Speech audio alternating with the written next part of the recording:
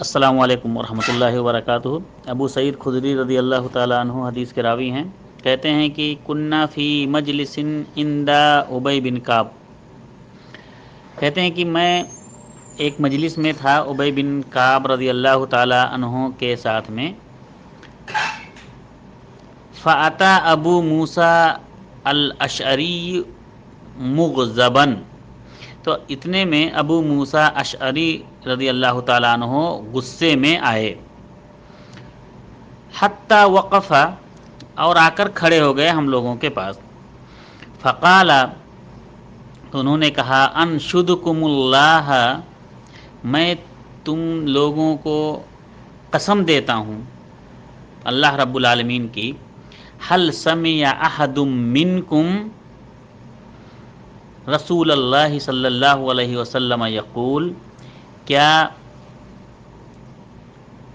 تم میں سے کسی نے نبی کریم صلی اللہ علیہ وسلم سے یہ فرماتے ہوئے سنا ہے کہ الاستئذان ثلاث فإن أذن لك وإلا فرجع، کہ تم کسی کے ہاں جاؤ ملنے کے لیے تو 3 بار اجازت طلب کرو، اگر وہ اجازت دے دیتا ہے تو ٹھیک ہے، ورنہ واپس لوٹ آؤ۔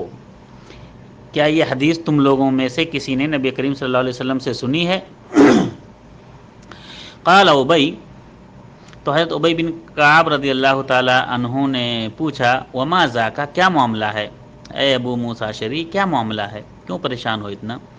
قال، تو ابو موسیٰ اشعری رضی اللہ تعالی عنہ نے کہا، استأذنت علی عمر بن الخطاب امس 3 مرات، کہ کل میں نے عمر بن خطاب رضی اللہ تعالیٰ عنہ جو امیر المومنین ہیں، مجھے کچھ کام تھا جس کی وجہ سے میں ان کے یہاں گیا اور 3 بار میں نے اجازت طلب کی۔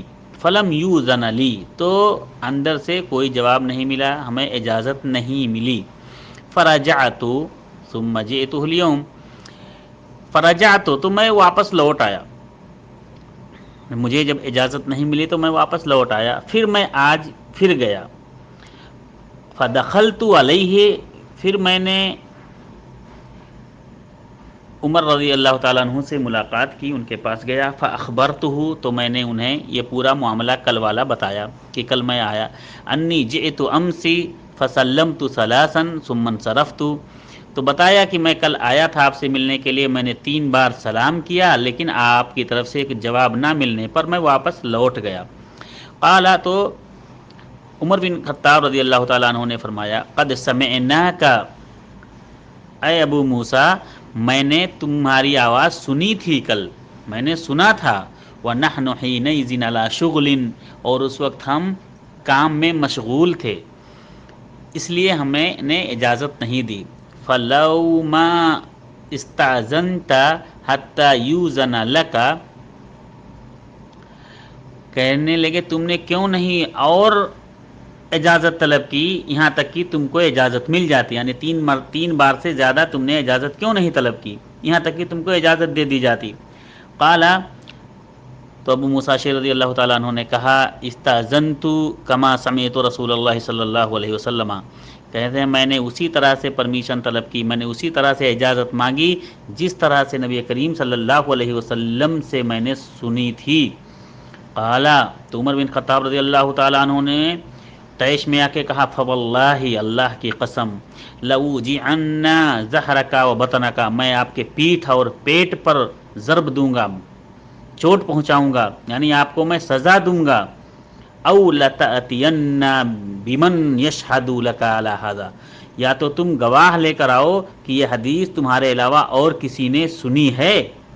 یعنی اب عمر بن خطاب رضی اللہ تعالیٰ عنہ کا دستور تھا، سبحان اللہ، آج کل لوگ کوئی بھی حدیث، کوئی بھی چیزیں ہوتی ہیں اور رسول اللہ صلی اللہ علیہ وسلم کی طرف منسوب کر دیتے ہیں، کہتے ہیں ضعیف حدیث ہے تو کیا ہوا، منکر حدیث ہے تو کیا ہوا۔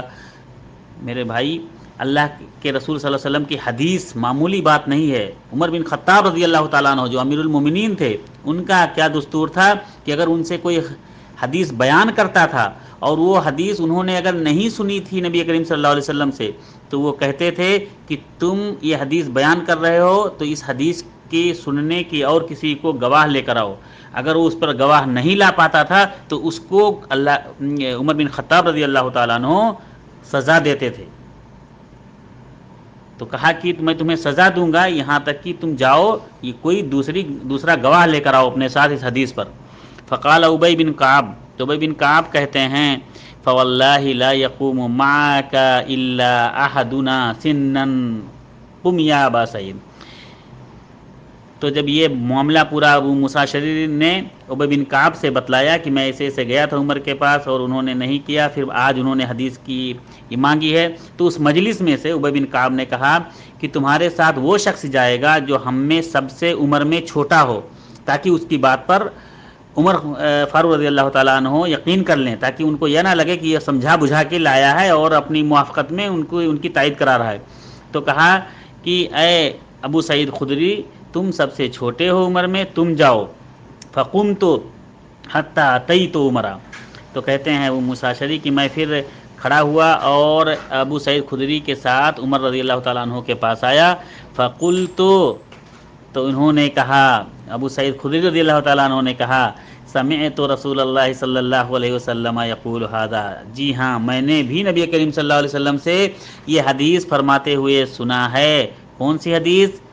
یہ حدیث کہ الاستئذان ثلاث فإن أذن لك وإلا فرجع، کہ 3 بار اجازت طلب کی جائے گی، اگر اجازت نہیں ملے تو اگر اجازت مل گئی تو اچھا ہے، بہتر ہے، اور اگر اجازت نہیں ملی تو واپس لوٹ جاؤ. یہ حدیث میں نے بھی نبی کریم صلی اللہ علیہ وسلم سے سنی ہے. یہ حدیث صحیح مسلم کی ہے. السلام علیکم ورحمۃ اللہ وبرکاتہ.